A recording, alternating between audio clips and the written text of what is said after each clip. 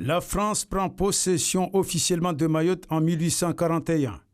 En 1846, débute l'exploitation de la canne à sucre essentiellement sur les plaines fertiles.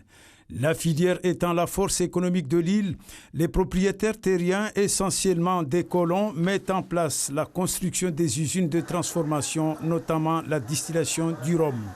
6 endroits, dont Djoumoyé, deviennent la forteresse de cette manne économique. La main-d'œuvre, esclave la plupart, vient en grande partie de la côte est africaine, notamment le Mozambique et la Tanzanie, mais aussi de l'île d'Anjouan et de la Grande Comore.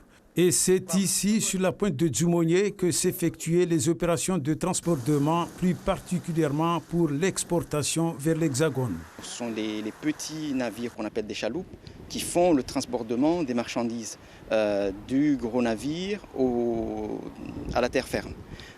Donc vous avez aussi le transbordement du sucre qui était produit à l'intérieur de Djoumoyé, dans l'usine sucrière. Donc on charriait le sucre avec des charrettes tirées par des bœufs jusqu'au port. Et puis à partir du port, on utilisait des chaloupes pour transborder le sucre dans les grands navires. Sur ce quai conçu pour l'acheminement des marchandises repose une grande partie de l'histoire du développement économique de Mayotte avec les tristes séquelles qui s'ensuivent.